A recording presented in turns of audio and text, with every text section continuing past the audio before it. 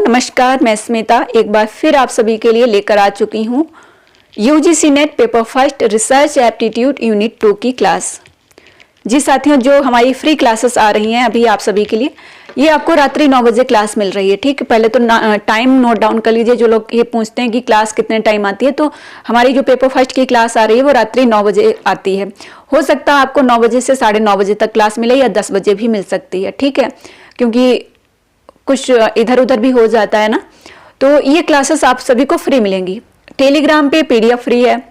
इसके अलावा जब आप पढ़ नहीं पाते, क्लास को उस तरीके से समझ नहीं पाते, पीडीएफ पढ़ी हैं, बहुत सारी पीडीएफ हैं टेलीग्राम पे, 500 से ज़्यादा पीडीएफ हैं। ठीक है, नहीं पढ़ पाते हैं, इसके लिए यदि आप हमारी स्पेशल क्लास जो स्टार्ट हो चुकी है 20 दिसंबर से क्लासेस स्टार्ट हो जाएंगी, तो जिनको भी ज्वाइन करना है, अब क्लास का क्या रहेगा शेड्यूल।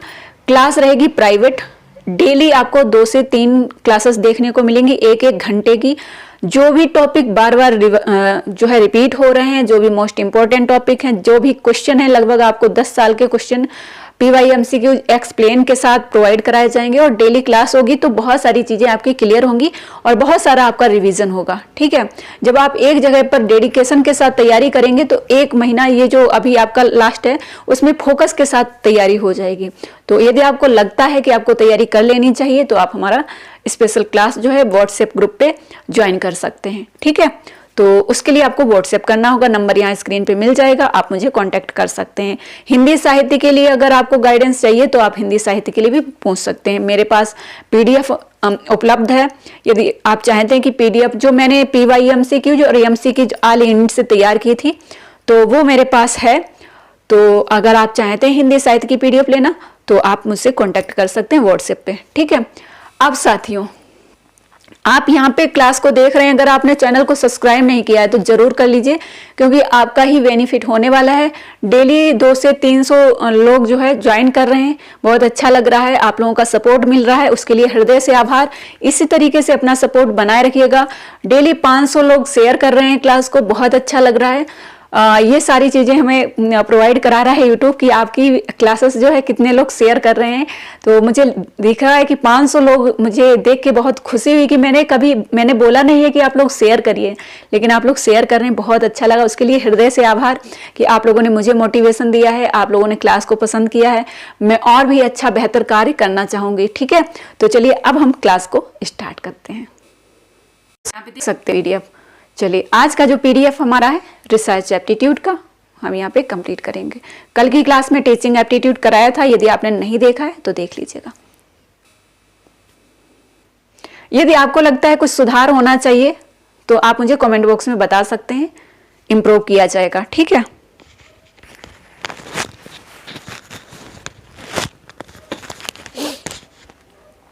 तो यहाँ पे हम यूजीसी नेट CRF 2024-25 एग्जाम के लिए प्रथम पेपर मोस्ट एक्सपेक्टेड जो क्वेश्चन है रिसर्च एप्टीट्यूड के, जो रटने वाले हैं और समझने वाले हैं, उनको हम यहाँ पे कवर करने वाले हैं। ठीक है, तो चलिए,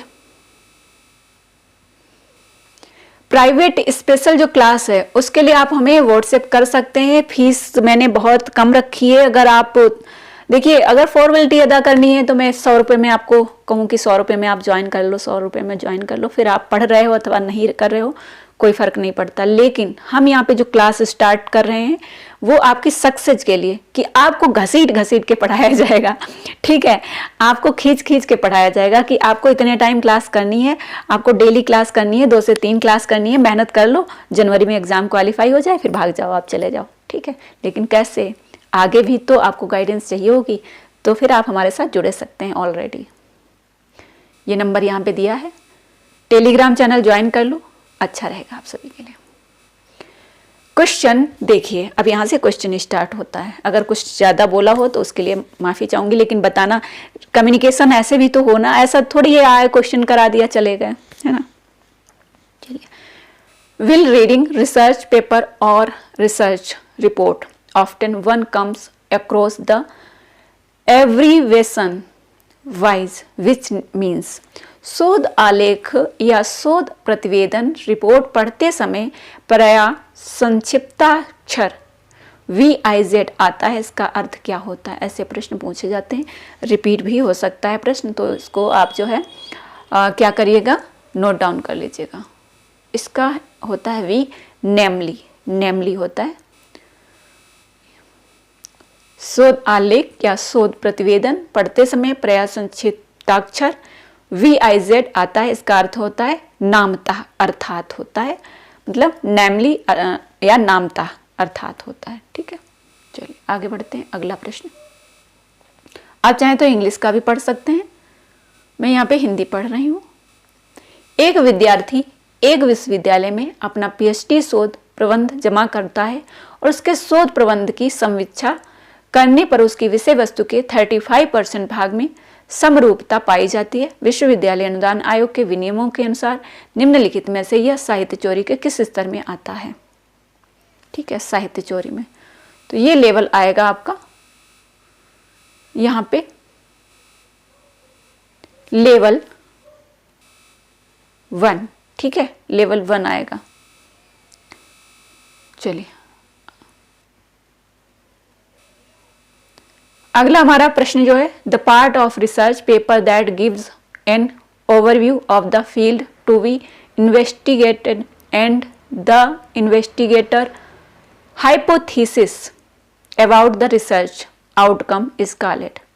परिकल्पना का क्वेश्चन है, शोध आलेख का वह भाग जिसमें शोध के विषय क्षेत्र का विहंगावलोकन और शोध के निष्कर्ष के बारे में अन्वेषक की परिकल्पनाओं का उद्देश्य किया जाता है, उसे कहा जाता है, क्या कहा जाता है? हो सकता है आपको ये क्वेश्चन नए लग रहे हो, आपको समझ में ना आ रहे हो, तो इसके लिए आप PDF पढ़ी हुई है टेलीग्राम पे, आप उस पे जाके रिवीजन कर सकते हैं फिर से। ठीक है, टेलीग्राम पे 500 से ज़्यादा PDF फ्री में आपके लिए उपलब्ध हैं। ओके, वी ऑप्शन इंट्रोडक्शन, प्रस्तावना। ठीक है, जो निष्कर्ष के बारे में अन्वेषक की कल्पनाओं का उल्लेख किया जाता है वो प्रस्तावना में, इंट्रोडक्शन में ही उसका उल्लेख कर दिया जाता है।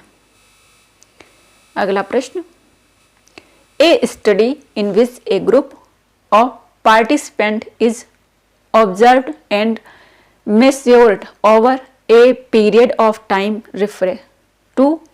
तो एक अध्ययन जिसमें प्रतिभागियों के एक समूह का एक काल अवधि में परीक्षण और मापन किया जाता है, उसे कहा जाता है, क्या कहा जाता है?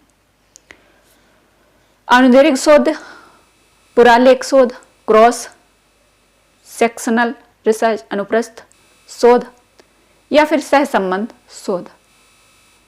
तो यहां पे हो जाएगा अनुदैर्घ्य शोध।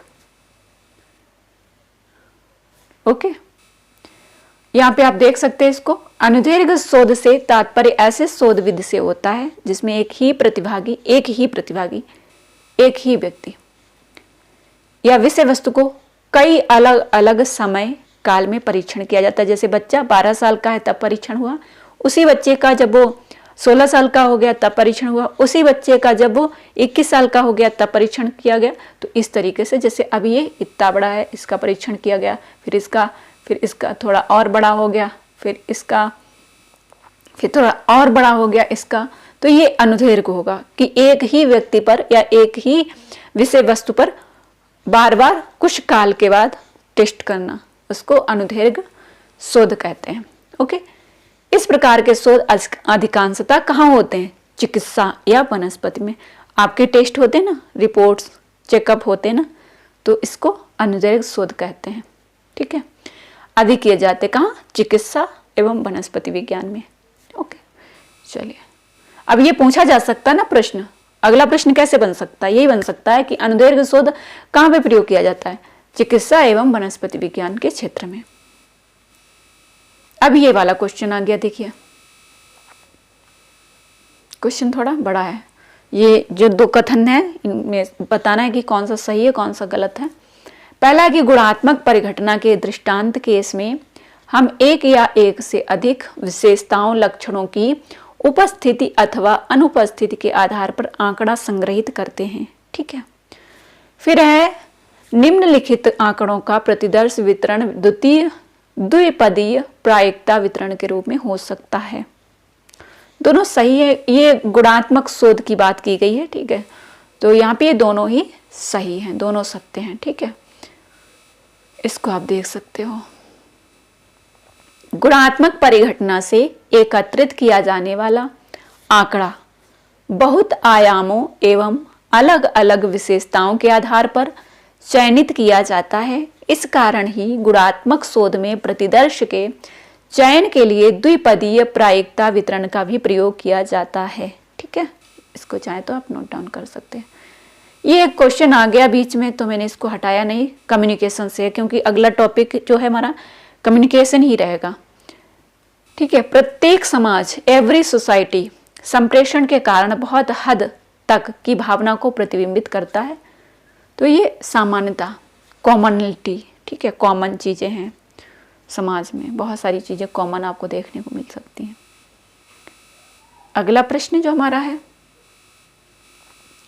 ये भी आपका शोध से है।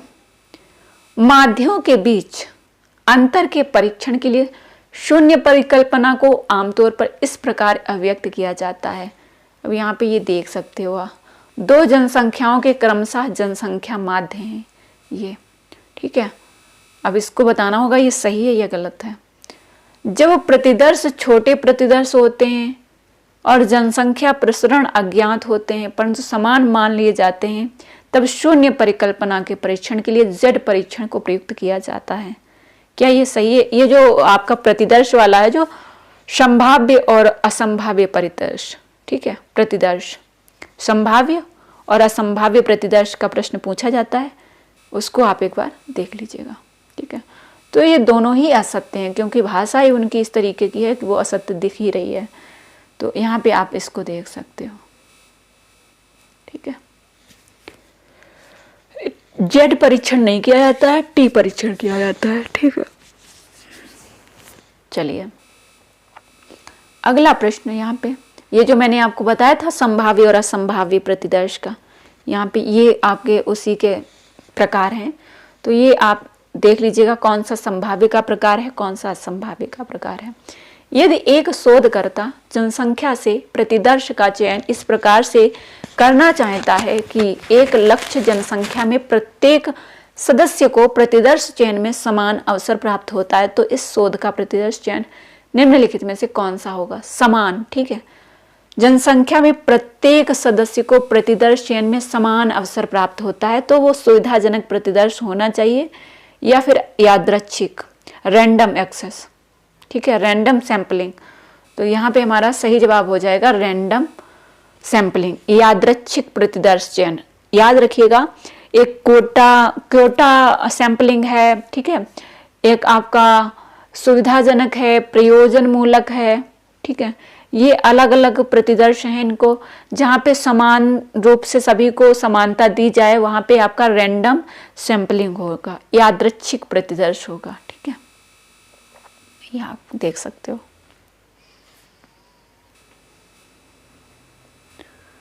चलिए आगे बढ़ते हैं। अगला प्रश्न हमारा, संदर्भ ग्रंथ सूची और पाद टिप्पणी के संदर्भ में कभी कभी शोधकर्ता संक्षेपाक्षर TR का प्रयोग करते हैं, जिसका अर्थ क्या होता है? प्रतिलिपि, डी ऑप्शन, सी ऑप्शन होगा, जिसमें जो होता है ट्रांसलेट होता है। TR का मतलब होता है, TR का मतलब हो ट्रांसलेट, अनुदित करना। ठीक है, अगला देखिए, पहले गुणात्मक शोध का प्रश्न आया था, तो गुणात्मक और मात्रात्मक जो शोध है उसको आप लोग जरूर देख लीजिएगा। मात्रात्मक शोध विशिष्टता अधिक संरचित होता है, जबकि गुणात्मक शोध में शोध उपागम निरापद रूप से असंरचित होते हैं। ठीक है, मात्रात्मक और गुणात्मक दोनों प्रकार के शोध आंकड़ों के न्यूनीकरण से संबंधित होते हैं। क्या ये दोनों सही है या गलत है? तो दोनों ही सही है। इनको आप एक बार नोट डाउन कर लीजिएगा, इन दोनों को नोट डाउन कर लीजिएगा। यहाँ पे आपको देखिए क्या कहा गया कि मात्रात्मक शोध जो है विशिष्टता अधिक संरचित होता है, स्ट्रक्चर्ड होता है। मतलब पहले से जैसे आपको मात्रात्मक शोध किस में आएगा कि आपका इंटरव्यू है, उसमें 100 अंक आपको लाने हैं, मतलब और 100 अंक है, 100 का है और आपने उसमें 70 अंक प्राप्त किए। ठीक है, मतलब उन्होंने स्ट्रक्चर बना दिया है कि आपको इतने अंक लाने, जैसे नेट एग्जाम देने जाते हो आपको स्ट्रक्चर बना हुआ है उनका, तो ये मात्रात्मक हो गया। गुणात्मक शोध कौन सा होगा? इंटरव्यू में आप गए, ठीक है, इंटरव्यू में आप गए, इंटरव्यू में आपका दोनों होता है, मात्रात्मक और गुणात्मक दोनों प्रकार का रिसर्च होता है, ठीक है, क्योंकि आपके गुण की क्वालिटी का भी चेकअप होता है ना, और आपके अंक कितने आ रहे हैं उसको भी देखा, या डॉक्यूमेंट्स में कितने अंक हैं, मात्रात्मक भी देखा जाता है। तो दोनों ही सही है, मात्रात्मक और गुणात्मक दोनों प्रकार के शोध आंकड़ों के न्यूनीकरण से संबंधित होते हैं, ठीक है। चलिए आगे बढ़ते हैं, आप चाहें तो इसको नोट डाउन कर सकते हैं। नेक्स्ट हमारा जो है, नैतिक उल्लंघन तब घटित होते हैं जब शोधकर्ता साहित्यिक चोरी अथवा आंकड़े को अयथार्थ रूप में प्रस्तुत करने में भाग लेता है। कोई शोधकर्ता किसी सुविख्यात और स्थापित तथ्य को बिना उद्धरण प्रदान किए इसे उद्धृत नहीं कर सकता, अन्यथा यह अनैतिक के रूप में अभिहित किया जाएगा। क्या ये दोनों सही हैं? तो ये दोनों सही नहीं है, पहला असत्य है, दूसरा असत्य है, ठीक है। पहला वाला आप नोट कर सकते हैं, ये सत्य।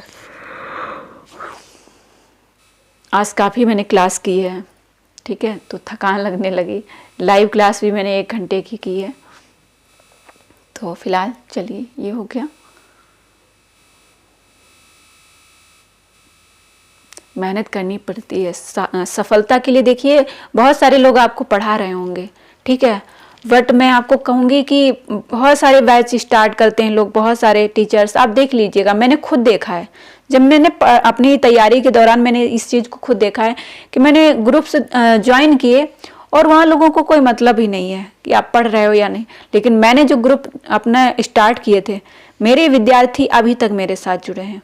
जिनका हो गया वो भी, नहीं हो पाया किसी कारणवश तो वो लोग भी हमारे साथ जुड़े हैं, ऐसा नहीं है कि नहीं जुड़े हैं, ठीक है।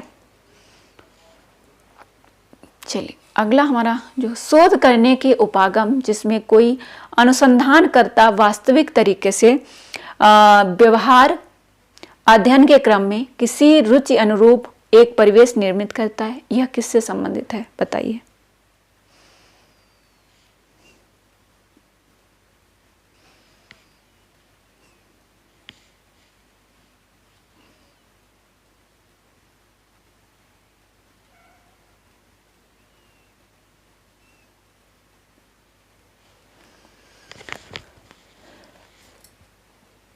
बहुत सारे लोग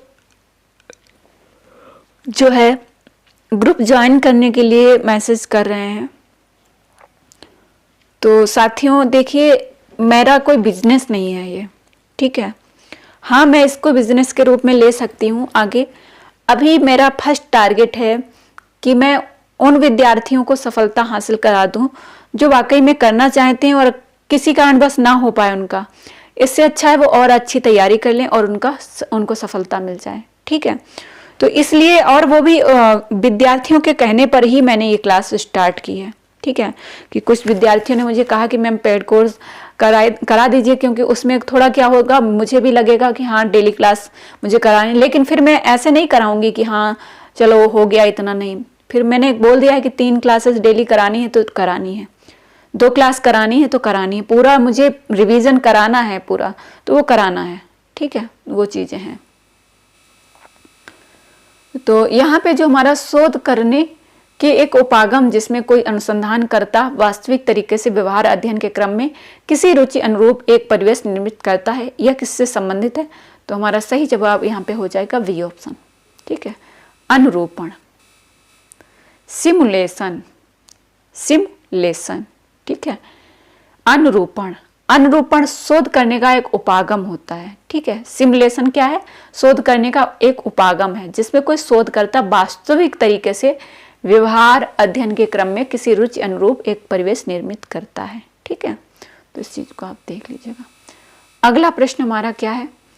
उन नियमों के बारे में बताइए जिनका किसी प्रश्नावली हेतु प्रश्नों को बनाते समय आप पालन करेंगे। प्रश्नों में द्वयार्थी पदों से बचना, बिल्कुल।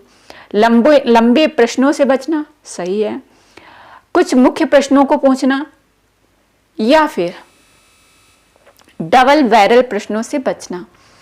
तो उन नियमों के बारे में बताइए जिनका किसी प्रश्नावली हेतु प्रश्नों को बनाते समय आप पालन करेंगे, ठीक है। तो बहुत विशिष्ट प्रश्नों से बचना, वैसे तो यहाँ पे होना चाहिए ए, प्रश्नों में द्विअर्थी पदों से बचना, मतलब किसी शब्द का दो अर्थ हो। लंबे प्रश्नों से बचना, बी सही है। डी और ई, देखते हैं कौन सा हमारा सही होगा जवाब। तो ए, बी और डी, ए, बी, डी सही होगा। ठीक है, कि प्रश्नों में द्विअर्थी पदों से बचना और ए, बी, डी, और लंबे प्रश्नों से बचना और डबल बैरल प्रश्नों से बचना। कुछ मुख्य प्रश्नों को पूछना, मुख्य प्रश्नों को पूछ सकते हैं, और बहुत विशिष्ट प्रश्नों से बचना। तो बहुत विशिष्ट प्रश्नों से नहीं बचना है, उनको तो यूज करना है। ठीक है, यहाँ पे वाक्य आप देख सकते हैं। प्रश्नावली का शोध उपकरण है जिसमें प्रश्नों का एक सेट या अन्य प्रकार के संकेत होते हैं जिनका उद्देश्य प्रतिवादी से जानकारी एकत्र करना होता है। एक शोध प्रश्नावली आमतौर पर क्लोज एंडेड प्रश्नों और ओपन एंडेड प्रश्नों का मिश्रण होता है। प्रश्नावली तैयार करना एक विशिष्ट कला है। एक उत्तम प्रश्नावली तैयार करने के लिए उच्च कोटि की योग्यता, दक्षता एवं अनुभव की आवश्यकता होती है। प्रश्नावली तैयार करते समय निम्नलिखित सावधानियां रखनी चाहिए। प्रश्नों में द्विअर्थी पदों से बचना चाहिए जिनका दो अर्थ निकलता हो। प्रश्नों की अत्यधिक संख्या से बचना है। लंबे प्रश्नों से बचना है। प्रश्नों के क्रम जो है वो सही होने चाहिए। डबल बैरल प्रश्नों से बचना चाहिए। ठीक है, तो ये रिसर्च एप्टीट्यूड के मोस्ट इंपॉर्टेंट कुछ क्वेश्चन थे जो हमने यहाँ पे सॉल्व किए हैं। उम्मीद है आप सभी को क्लास पसंद आएगी। कमेंट बॉक्स में जरूर बताना कि आपको क्लास कैसी लग रही है। और यदि आपको पीडीएफ चाहिए तो पीडीएफ के लिए आप टेलीग्राम ज्वाइन कर लीजिए। अगर आपको हमारी स्पेशल क्लास चाहिए कि मैम के साथ पढ़ लेते हैं, थोड़ा और मेहनत कर लेते हैं, एग्जाम क्वालिफाई हो जाए, तो आप हमारा स्पेशल क्लास ज्वाइन कर सकते हैं। 20 तारीख से क्लास स्टार्ट हो जाएगी और 21 लास्ट होगी जिसमें आप एडमिशन ले पाओगे। ठीक है, 21 के बाद नहीं, फिर जून के लिए जनवरी में स्टार्ट होगा। ठीक है, तो चलिए इस वीडियो को यहीं पर एंड करते। टेलीग्राम चैनल ज्वाइन कर लीजिए, वहां पे आपको पीडीएफ फ्री मिलेगा।